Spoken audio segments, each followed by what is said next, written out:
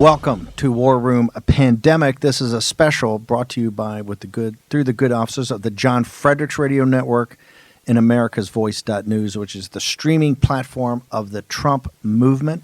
It's now Dish Channel 219. We're also throughout the world on the Nexus system and on IRRS, on shortwave, medium wave, and AM radio throughout the world. Latin America, Africa, Russia, Germany, Northern Europe, Eastern Europe, Northern Italy, India, and also on G News, where later in the day these specials are in the program is subtitled in Mandarin, blown through the firewall so that the people of China can hear this.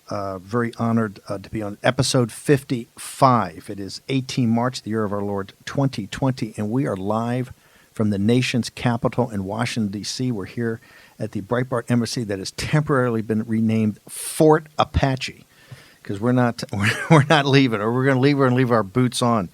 Want everybody to be part of the show. Hashtag War Room Pandemic. Want to hear your observations and everything. Before we're going to have a very special guest that we had at the very first show back in mid-January. One of the most renowned reporters about China, Bill Gertz. But before we bring Bill Gertz on, I want to turn to some breaking news and the one and only Jack Maxey. We got Jason Miller joins us, but Jason Miller's out talking to. He's now a very popular guy. The people are looking for him for information, for guidance. So Jason's out taking some calls. He's going to be joining us in a second. Jack Maxey, two breaking stories today about analysis done. One that the president and Debbie, Dr. Debbie Birx, talked about at the press conference this afternoon on the NIH study from Princeton. The other one was a leaked document about a presentation that was made, at least at a NHS or HHS, that assumed, or at least the New York Times is implying, was seen by the president and other senior leaders of the government. Let's start with the HHS report, and then we'll go to the update from Princeton. U.S. government COVID-19 response plan, Department of Health and Human Services, unclassified for official use only, not for public distribution or release. That's where we step in. That's only at the New York Times in a war room pandemic. Right, using the New York Times. Now, there's some into this, and they have a caveat at the start that says, in this absence of facts, planning assumptions represent information deemed true. And we're only going to read you the top three because I think that's all you need. 1, universal susceptibility and exposure will significantly degrade the timelines and efficiency of response efforts. 2, a pandemic will last, hold on to your seats, 18 months or longer, and it could include multiple waves of illness. 3, the spread and severity of COVID-19 will be difficult to forecast and characterize. Look, it's showing you should know right now, the USNS, U.S. Naval Ship Comfort, which is this massive hospital ship, and the Mercy in San Diego, I think it's in San Diego, the Comfort down in Norfolk, Virginia, being retrofitted, worked on right now, is being sent to New York City with 1,000 beds. Governor Cuomo has also asked the president to consider sending the Army Corps of Engineers up there to help retrofit some old buildings or some hospitals for more beds. They talked about the other day was at least 110. They need 110,000 beds. To put it in perspective, there's 900,000 beds, hospital beds in the United States. There used to be millions. The reason in the 90s and the 21st century, as you know, if you have a baby, you're not in the hospital 3 days like my mom used to be. You're one and done, right? All the surgeries, outpatient surgery. They tried to take down the cost structure of our medical industry, and one of the ways to do it was to basically shrink the hospitals, force things to the outpatient service, but it limits you in hospital beds. We have 900,000 hospital beds in the country, 100,000 ICU units.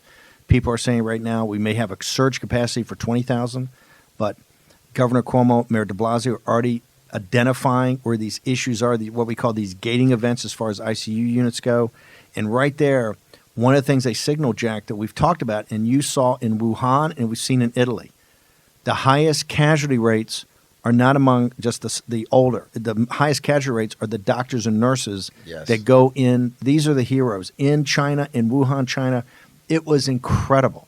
It was incredible to see the sacrifice of the medical staffs to go in and to see these heart-rendering videos every day where you saw nurses who were married to doctors, see the doctors taken away, the nurses taken, and the people were following the ambulances down the street, right? Because they're going to be cremated. No ceremony, no family get-together, no place of honor where you're buried you can go back and return to, which is so important in Chinese society, just taken away and cremated. The same thing in Italy. If you go and see those videos, no funeral service, no requiem mass. You're basically, I think in Italy they're doing the same thing. They got to cremate the bodies because of the disease itself.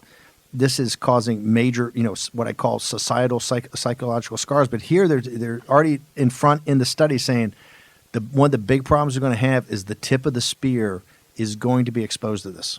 Yes, indeed. In fact, I think there could be one reason why the military is ready to provide so much assistance, may be because of the demographic danger that this virus tends to pose. So obviously, if you look at the U.S. military, their age bracket is well outside for certainly the most. And Debbie Burks, I think, refuted that today. She showed the analysis up there. So we'll get to this maybe later. Well, it's in the not show. to say that the millennials are free and that they can be irresponsible. I think that we're making a calculated risk for force readiness to put these guys into use for the civilian population, because I can tell you that's not part of the plan. The plan is for those guys to protect force readiness in a pandemic. Before we get to Bill Gertz, I want to go to the Princeton NIH study that was mentioned by Dr. Birx today on the podium with the president.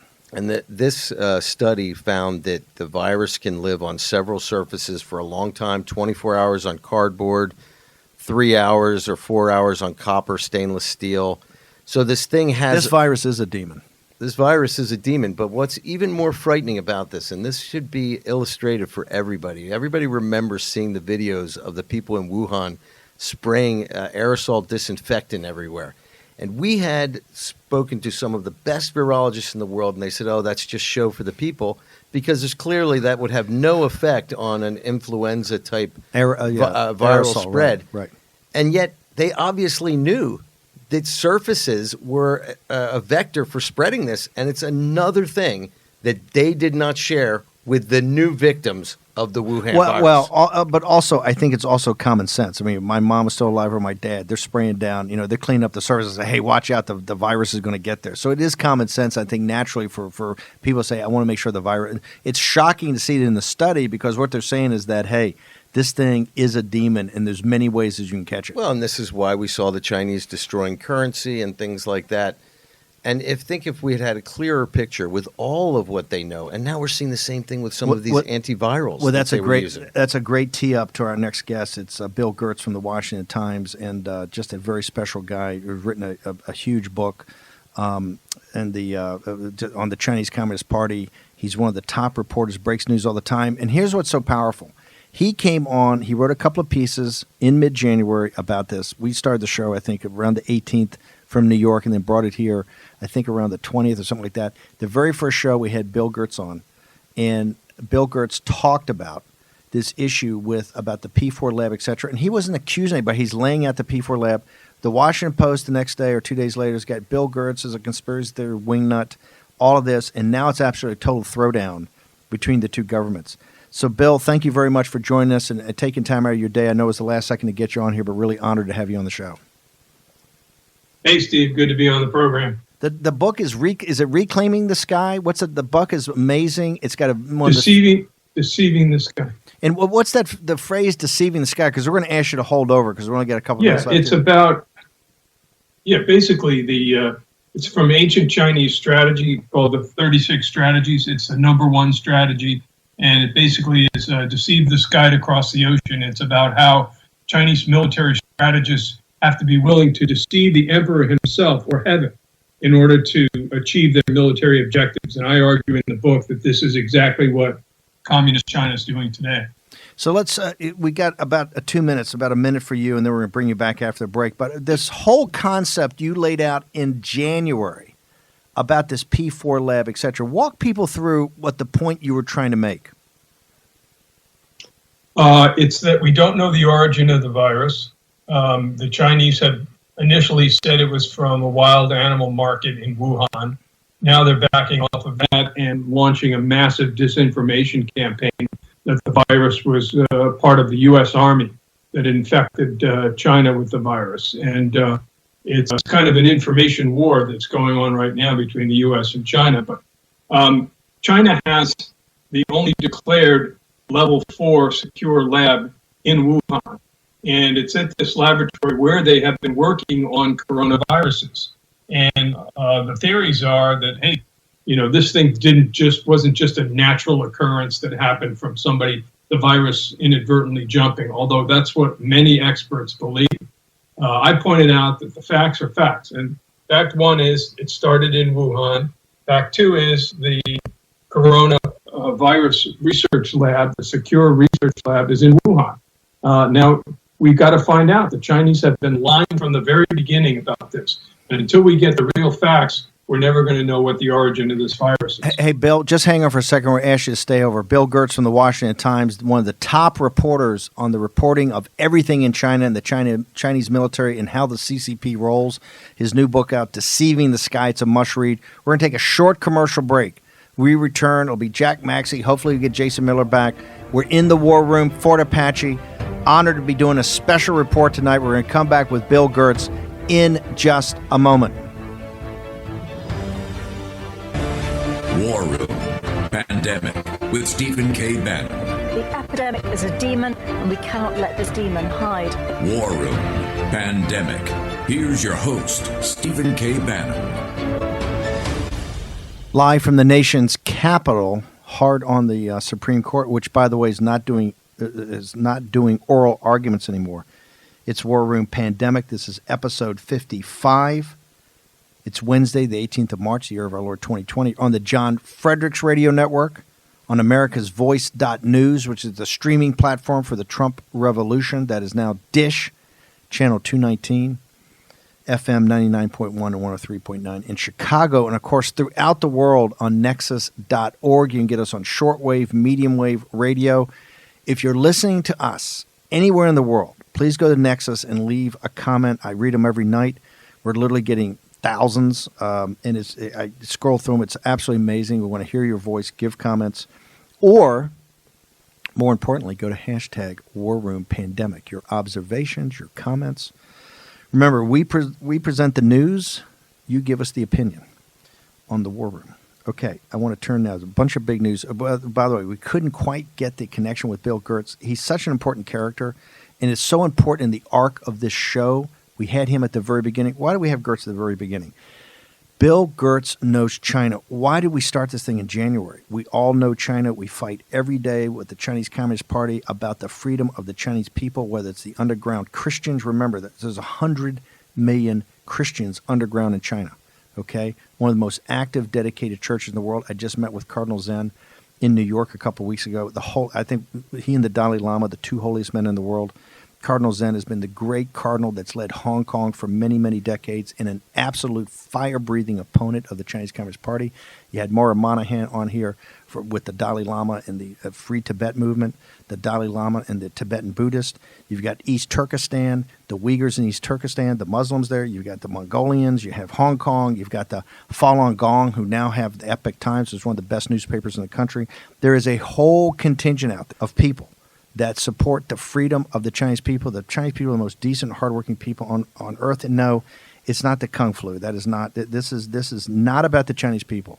This is about the Chinese Communist Party. This is the Wuhan CCP virus. Okay, they have lied about this. They have misrepresented this, and the people that bore the brunt of this were the people in Hubei province in Wuhan. Okay, Absolutely. It was absolutely horrific what happened to them. The heroes in their medical corps are absolutely unbelievable. The story of Dr. Lee. Dr. Lee was one of the 8 individuals that all went to medical school together. They were different doctors in different specialties, but they hung together. I think it was on WeChat. Yes. They started noticing in December, and it was December 27th, I think, when Jack Maxey, the ever-vigilant Jack Maxey, during war of impeachment, sent me something, an article, I think South China Morning Post, or from one of the blogs there, that said there's a SARS thing. There's a couple of SARS patients or infection in central China. We both went, uh-oh. And that's when we started following this thing. It was in December, about December 27th, with the first 1 or 2 victims that came up. Dr. Lee and those guys at the same time were on WeChat telling people, hey, this is a big SARS breakout. We're seeing it at the hospitals. Yeah. They were brought in and forced under torture and duress to sign, you're a rumor monger, which rumor mongering in China means, hey, you're one step away from prison. And they intimidated their families. They tortured these guys. They signed the documents. Then later, it turns out he was right. They exonerated him at the Supreme Court. And by the way, there's Supreme Court's not in the business of exonerating guys, okay? He went back. He volunteered to go back to his hospital to serve his patients. And as he said to the New York Times when he was dying, he got sloppy. He failed in an effort to protect himself with a hazmat suit on a patient. He contracted the disease. He died in 2 weeks, and quite painful, at least from the videos. And he's one of the heroes, and that's what you're seeing. The frontline nurses and doctors that are in these emergency rooms, in these ICU units, are absolute heroes. The people that did this in China, and that's our new story. We had Gertz on, and Gertz immediately said, hey, look, I'm not a conspiracy theory guy, but we don't believe in coincidences. There's a P4 lab. P4 means pathogen 4. That is the highest level, built by the French in agreement with the world after the SARS crisis, I think in 2004, 2005, to let the Chinese start to look at it at a vaccine, to find a vaccine for SARS, which nobody's ever found. And people should keep that in mind when you're talking about this virus. We're 17 years later on SARS, no vaccine.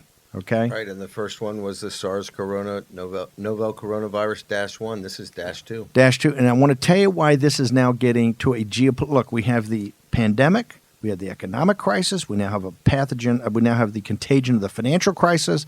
It's all rolling together. Every day on the show we try to deconstruct this, but you're now having a geopolitical confrontation, and this is going to go the way it's going to go. And the official of the Chinese, an ambassador, has been up in the grill of the United States about this, Jack Maxey. And it's very important to everyone to understand this. This is the Chinese ambassador to South Africa. Remember, Africa is a huge Belt and Road partner to China. They are starting to have an explosion of cases there. And as we've watched in the last 2 weeks, the Chinese official news sources and officials from the government are doing everything that they can to obscure the truth of the source of this virus. And so the Chinese ambassador to South Africa about a week ago was the one who came out and claimed that it was U.S. Army soldiers who did it. And he just does not stop. I recommend anybody go check out his Twitter feed. Chinese ambassador to South Africa 2 hours ago. When the flu broke out in U.S., we never called it American flu. Unfortunately, American is some U.S. politicians' blame game by calling it Chinese virus is groundless and unacceptable. Scientists with justice in the world will show us the evidence of its true origins. People, listen to this. This is from me. They never let scientists in for the first SARS outbreak. We still, to this day, do not know how many people died in Beijing in the second spike. So this is propaganda, and I can tell you why. Because they see their reputation falling apart around the world, and they're doing everything to try and make this someone else's. We are not making the case that this came out of the weapons lab. Okay, this was weaponized. We're making the case that it's incumbent upon them, as Tom Cotton said and said on this show, it's incumbent upon the Chinese Communist Party to release all data. Everything's got to be released, and the World Health Organization and the CDC has to be allowed into the Wuhan P4 lab, have to do all the reviews. Okay, we got to pay some bills here with some commercials. It is War Room Pandemic. This is a special brought to you by the John Fredericks Radio Network and our colleagues at americasvoice.news, which is the streaming platform of the Trump Revolution, and you can now get it on Dish Channel 219. We want to really thank our co-production partners, John Fredericks and the Dish folks out in Colorado. Go out of their way. They really work at 24/7 to make sure that we're available to come to you in the morning from 10 to noon and then on these specials. Really want to thank you guys, and we're going to return in just a moment. Jack Maxey, Stephen K. Bannon, and hopefully Jason Miller will be back with us. War Room Pandemic with Stephen K. Bannon. The epidemic is a demon, and we cannot let this demon hide. War Room Pandemic. Here's your host, Stephen K. Bannon.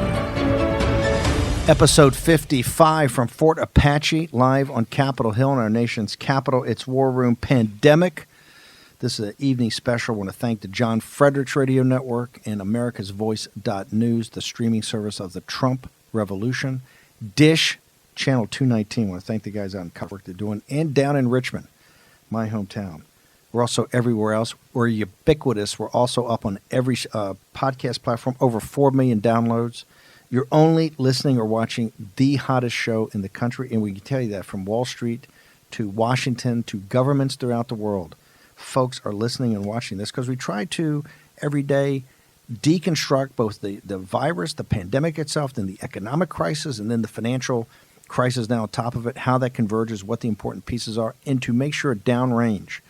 If you've started the show at the very beginning, things that people are talking about now on mainstream media or in these big publications, we were talking about and giving you the constructs and the intellectual kind of things, the building blocks to think about this for yourself as independent thinkers, free men and women. Back in January, we've been very blessed with Dr. Stephen Hatfield, with Dave Ramaswamy, with Rosemary Gibson, with just Bill Gertz, just one expert after another, John Childs, Jason Trennard. I mean, we've tried to get the top thinkers in economics, in capital markets, in the supply chains, whoever it's been, we're trying to get the top people. I want to go back. Jason Miller was just able to join us. But before we get back to some of the stuff that's going on the politics side, I want to go back. The key to this report, and this was just very important, this leak to the New York Times of this HHS study. Remember, when they're briefing the president, they're giving a range of alternatives, they're trying to get data, but this is clearly something that's worked its way up to the highest levels that, hey, here's the reality. This thing could last 18 months, right? And it's about multiple waves. The one thing Hatfield told us at the very beginning, and you got to get his book, 3 Seconds Until Midnight, but the one thing that Dr. Hatfield told us at the beginning about the Spanish flu is the reason it's called the Spanish flu is the second and third wave. It's a bird flu that came out of Haskell, Kansas, at the beginning of World War I, with the young men these country boys who were not used to living in confined spaces. They went to these camps, the training camps. That's the first time the thing started to spread. We took it to Europe, right? So for the Chinese Communist Party, that was actually an American one. That's one on us, the pandemic of 1918. But it came back over here in a lethal thing, and this is the difference we talked about all the time about pushing down the curve, right? Flattening the curve. This was the difference between St. Louis and Boston and Philadelphia, the mayors, and this is why people who took extreme measures back in the 1919 and 1920 were mocked and ridiculed, but it kept St. Louis safer than Philadelphia, that had the big war bond rallies, that had the big parties, and it exploded there. But it went back over. The killer wave, as Hatfield keeps saying, you got to focus on this. The killer wave is always the second wave. And that's what happened in the pandemic of 1918. It was called the Spanish flu because I think it killed 8 million people, something like 90 days, 4 months, or some unbelievable number that got blown through on a second wave. And the reason they call it the Spanish flu, you have to remember when this thing was blowing through the trenches on both sides, on both the German and Austrian side and on our side, on the Allies side. Everybody wanted to keep it quiet, right? Nobody wants their enemy to know that they got guys dropping in the trenches. And in the trenches, they used to call it, I think it was the Blue Death, because people would lose their capacity to get oxygen and would literally turn blue standing next to you on the step in the trench. Horrible. And what happened is when it got to Spain, who was a non-combatant in the war, and they had open journalism, unlike one country we've been talking about, they began reporting on it. And the whole world learned about this virus because of what was happening inside Madrid and Barcelona. And in fact, at one point, even the King of Spain got sick. So it was called the Spanish flu, but for our listeners in Beijing and the CCP, it's actually the American flu. They're willing to take that. Out of Haskell, Kansas. Now, it's the second and third wave. I think the third wave, or part of the third wave, was India. I think 25 million people died in it. So both Spain and India that's a long way from Haskell, Kansas. One of the things you see about these pandemics, they just spread. And we're now seeing this. It's in every country of the world. West Virginia last state in the union to get it. Now I think it's in 118 countries. So, and by the way, the WHO, we called it pandemic back on January 20th, right? And working the show up. Wuhan was shut down on the 23rd. The President of the United States, his boldest action to date was shutting down the flights from China and quarantining people. This thing would have ripped through the West Coast if Trump had not done this. And remember, I don't want to politicize this, but Biden went back to the old parlor trick. Trump's a xenophobe, Trump's a racist. And this is what Trump today, I think, stood up. And we just had Gertz on. We're going to get him back tomorrow and get a better connection, is that this thing came out of Wuhan, out of Hubei. There's no question about that. And we're not saying it came out of the weapons lab. It came out. They now think that patient zero was in mid-November, not on December 7th, which they've been pushing at the wet market. They suppressed it, And what they did is they suppressed their people. It wasn't that the Chinese people weren't saying this. Dr. Lee and these hero medical that were forced and tortured to sign the non-rumor mongering, your rumor mongers, these were the heroes in December, just about the time you saw it. And they said, because they had better information, they were saying, hey, there's another SARS outbreak here. And you got to remember, in China, you mentioned SARS, it locks down because SARS, and this is why Jack Maxey said, we don't know today, and the official numbers are not correct, right? With 10,000 sick and 700 dead or something like 10%. Because when you mention SARS to Hong Kong or to China, they freeze, right? Because it had to be. Remember, one of the reasons they did the phase 1 deal, they were rushing here to do the phase 1 deal on the $200 billion of purchases. Half of the pork population died in the summer. The reason Dr. Toner did the study at Johns Hopkins, that's the basis that we go, the 65 million people dead. Now, I realize the conspiracy theory guys on the right saying Event 201 is all that. Look, you got to drop that. You can't deal with nonsense. They did Event 201 because they were trying to look at what a coronavirus did, predicated upon the collapse of the pig industry in China, which is one of the reasons that the Chinese came to the table, because pork is so prevalent in China. And hey, if you know the Chinese like I do, having lived there, if they got to kill a hog they're not eating, there's something that pig is sick, right? Because these guys, they're very focused on in the hogs and stuff, but they killed half the pork population. And Steve, for anyone who's traveled to Singapore, Hong Kong, or Beijing, or Shanghai in recent years, you will know that they still, the way that is changed culture there, just on SARS. Yes. Just the small things that about the interaction, or still wearing the masks. I mean, you go to like a Hong Kong, people still walk around with masks. All the time. Before this, they walked around in masks all the time. Right. This is years later. I mean, this has fundamentally changed society. We're going to see a lot of society change after that. And one quick thing I want to say, just to bring a couple of breaking news items that have come out. The hospitality union in the U.S. just came out and said that they believe 80 to 90% of the U.S. hospitality industry could be upended because of this. Hold it. Give me that again. 80 to 90% of the U.S. hospitality industry could be unemployed on this. You've already seen Marriott start to furlough people. These are some astronomical, scary numbers. Look, Bill Ackman, we had him on, one of the toughest guys on Wall Street, and he was rattled. Our guys, the people listening to that, this guy was rattled. But he and Mnuchin both came up from the same way and reinforced this. Ackman said, he's one of the smartest investors on Wall Street, he said, you guys are not paying attention. This is a depression that's going to hit you. The bottom's going to fall out of aggregate demand. And when you have the union sit there and go 80 or 90%, the U.S. economy can't take hits like this. Hey, listen, though, I'd like to say something, go back to what Cuomo said earlier, right? We can't all be about total despair, and we are all in this together. And there's something I say to my kids growing up, and maybe it's useful right now. There's only one thing in life that can always be replaced, and that's a dollar. Because we can work, we have health, and we can put our backs to the grindstone and recover money. But we can't recover health. We can't recover loved ones. And that's something important to remember. But I agree with it. But hang on. But this is what I think Cuomo's saying. Remember, this is Trump. Nothing's inevitable. We're a show of hope. But it's hope through action. If you just sit there, ill-informed complacency, right, is the biggest enemy here. You can't panic. You can't overreact. You shouldn't have fear. However, you have to have action. You have to have massive action. Because, Jack, if we don't, in this next 48 hours or 72 hours, I think is one of the most important defining moments of the Trump presidency. Because now, having passed the $8 billion initial Manhattan Project for the solution, the vaccine and these other things, and the mask, then passing the $100 billion relief package, which is the emergency thing about paid leave and about the food stamps and the school lunch programs, that. Now you're back to the big kahuna. The $1 trillion tranche, 3 tranches. Number one, helicopter cash in to make sure people can actually pay for things so you don't lose aggregate demand. Number 2 is how do you infuse cash into the system for the little guy, the guy running the dry cleaners, or the guy the New York Times reporter saying so he doesn't lay off 90 people.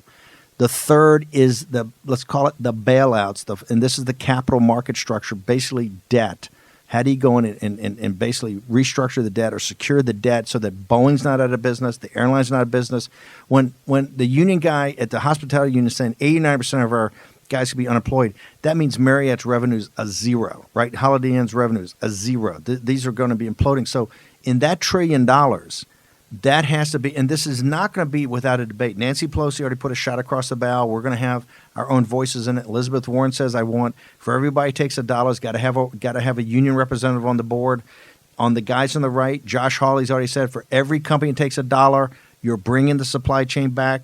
Marco Rubio's already come out for everybody taking $1. You're not gonna no more dividends and no more stock buybacks. You're not going to enrich the management team. So you have all these converging different aspects of this. It's just not going to. Mnuchin's just not going to walk in and say, "Hey, it's a $1.2 trillion," and then they're going to say, "Hey, fine," they're going to high five Trump and go.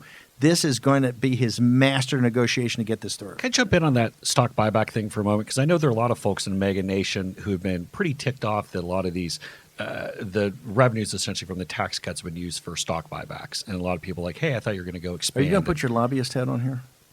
No. Okay. No, I'm actually getting to a very populist thing. Let me do my wind up. So a guy who who's actually a pretty nice It's guy. like softball, you know, he does it like 3 times. There's a guy he's actually a pretty nice guy, but sometimes he's a little bit of he gets into jabroni territory when he criticizes the president, Mark Cuban, owner of the Mavericks, billionaire, super rich. Luka Doncic is awesome player. He said earlier that for anyone getting a bailout or anyone getting government money, so we're looking at a Boeing. Let's be realistic. GM and Ford saying that they're shutting down the assembly lines until March 30th. Okay, we know that they're not going to be back open magically on March 30th because guess what? Nobody's buying a new car right now, okay? So that's going to get extended. So it's not just the hospitality. There are all these other manufacturing sectors that are going to get shut down as well. Cuban said anyone who gets $1 for these bailouts should not be able to use any of that money or use any money ever again for stock buybacks for the amount that they're using. He said, I think, for 20 years. For 20 years. Yeah. So which basically is permanent. I mean, Right. that's 20 years is basically permanent. Had some folks at CNBC and other places clubbing him on TV today. I'm not a financial industry expert. That's where you're an expert, Steve. From a populist aspect and from a mega guy, I love that idea because I don't want to see government money then used by private companies 5-10 years from now to buy back stock. What do you think about that 20-year ban that Cuban threw out there? Well, it's a long time. Here's the thing, is that there is a time when you think that, hey, my equity's so low, it makes sense to buy it back because it's better than other alternatives. However, we're in a time right now, particularly for this bailout, that you have to bring the manufacturing, you have to bring supply chain back. As I argued in the White House in the summer of 2017, both on the repatriation of the $3 trillion in cash and the corporate tax cut, let's incentivize people to put it in capital equipment. You put it in capital equipment, we're going to have a renaissance in this country. If you put it in plant, in factories, in equipment, you're going to have a renaissance. Those are high value added jobs. The fourth industrial revolution is upon us, which is the merger of information and manufacturing.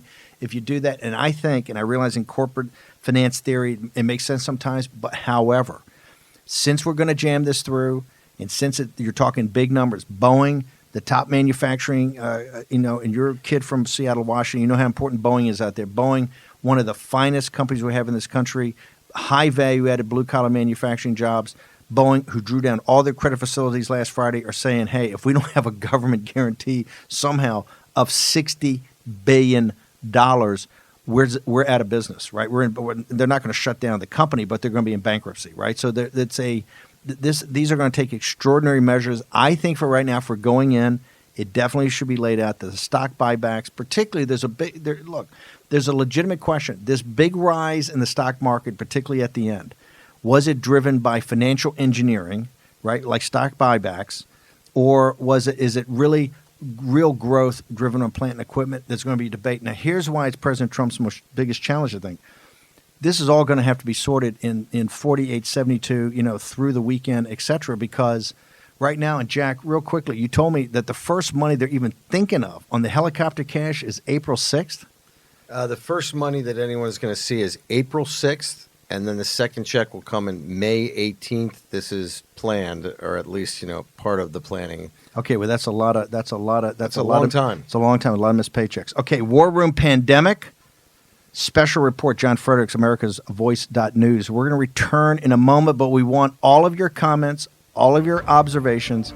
# War Room Pandemic. Also go to the site pandemic.com. www.warroom.org. We're going to return in just a moment. Jack Maxey, Jason Miller now back in the seat. Stephen K. Bannon will return to Fort Apache on Capitol Hill in just a moment.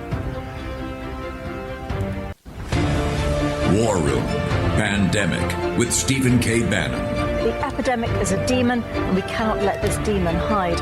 War Room Pandemic. Here's your host, Stephen K. Bannon. Episode 55, brought to you by the John Fredericks Radio Network and America's Voice.news, the streaming service of the Trump Revolution that has now been rewarded with their own spot on the dial on Dish Network, and nobody deserves it more. They are the hardest working team out there, along with the John Fredericks folks down in Richmond. And want to thank both of them for being the co-producers here and helping us stand this thing up every day. It is 18 March 2020, and we're live. Breaking news. Mr. Jason Miller. Yeah, Florida Congressman Mario Diaz-Balart, Republican from the Miami area, great guy from a very historical political family in South Florida and in Cuba. Prior to that, announces that he has the coronavirus, and he tweets out, "I'm feeling much better. However, it's important that everyone take this seriously, follow the CDC's guidelines in order to avoid getting sick and mitigate the spread of this virus. We must continue to work together to emerge stronger as a country during these trying times." I'm feeling better. He must have been sick there for a couple of days, really sick. Yeah, and it's something where this hits close to home. I mean, Mario Diaz-Balart is a strong member. He's a great guy. He's a leader that we need in Washington, and just another example of prominent folks who are getting this just the same as people who we don't know. I tell you, the most disturbing thing that happened today is the doubling, the 100% increase in New York City of the infected, and here's why. New York City is obviously a ticking time bomb with this. Cuomo and de Blasio, whether you like their politics or not, they're smart guys. They've got good teams around them. Cuomo and Trump, to me, have been a great working team now that the USNS Comfort's going up there. Everything Cuomo said about getting ahead of this virus and what his thinking, you can tell he's thinking downrange.